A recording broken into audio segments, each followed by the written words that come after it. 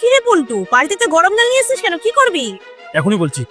দিন আপনার পা দুটো। আরে আরে আরে, আপনার কি করছিস তুই? পা পুরো জ্বালিয়ে দেবো ছাড়, আমার পা ছাড়। তুই কি পাগল হয়ে গেছিস? আমি জ্বালিয়ে দেবো ছাড় আমার। আমি জ্বালিয়ে আরে দেবো আপনার ছাড়। পা। খুব পয়সা। ছাড় পল্টু, তুই কি পাগল হয়ে আমি গেছিস? ছাড়বই না।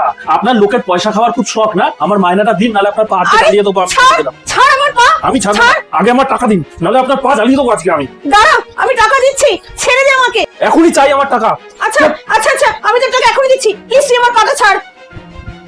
আমার টাকার খুব দরকার, খুব সমস্যার মধ্যে রয়েছে, এই জন্যই এরকম করলাম। তোর জায়গায় আমি একটা অন্য কাজের লোক রেখে দিয়েছি। আচ্ছা দাঁড়া দাঁড়া, দিচ্ছি দিচ্ছি।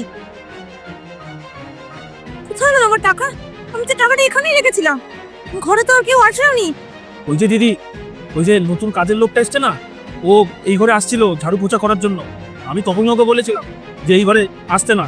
ওই নিয়েছে তোমার টাকা। না না, ও চুরি করবেই না, ওকে আমি অনেকদিন ধরেই চিনি। চুরি করার মেয়েই না।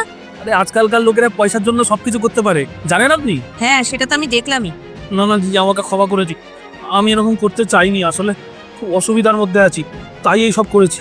এসব ছাড়, কিন্তু আমার টাকাটা কে নিল? এটা আমাকে জানতেই হবে। ওকে একবার ডাকি। শম্পা, এই শম্পা। হ্যাঁ দিদি বলুন, ডাকছিলেন আমাকে? শম্পা, তুই কি একটু আগে আমার ঘরে এসেছিলি ঝাড়ু পোছা করার জন্য? হ্যাঁ দিদি, আমি এসেছিলাম। কেন দিদি, কি হয়েছে?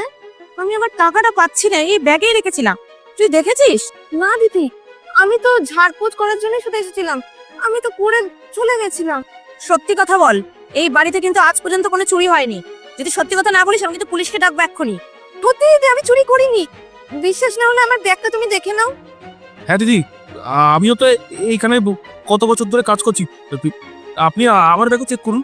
ঠিক আছে, যা দুজনেই ব্যাগ নিয়ে আয়। ঠিক আছে। এই যে ম্যাডাম, আমার ব্যাগ, আপনি চেক করে নিন।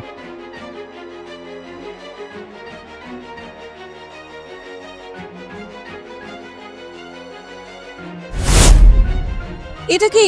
আমার ব্যাগে টাকা কোথা থেকে আসলো? সত্যি বলছি ম্যাডাম, মায়ের দিব্যি আমি এই টাকা নিইনি। এই টাকাটা আমি তোর ব্যাগে রেখেছিলাম। আপনি রেখেছিলেন? কিন্তু কেন দিদি? কারণ তুই যখন টাকাটা আমার ব্যাগ থেকে বের করছিলি, আমি সেটা দেখে নিয়েছিলাম। আর শুধু তাই না, তুই এই টাকাটা শম্পার ব্যাগে ঢুকিয়ে দিয়েছিলি। আর তুই কি ভেবেছিলি আমি জানতে পারবো না? তুই যতবারই আমার ব্যাগ থেকে টাকাটা নিয়েছিলি, আমি ততবারই দেখেছি। শুধু তোকে কিছু বলিনি, কেন জানিস?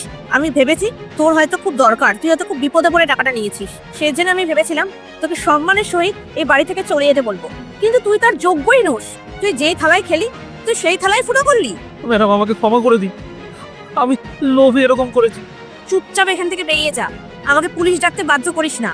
এরপরে আমি এরকম করবো না।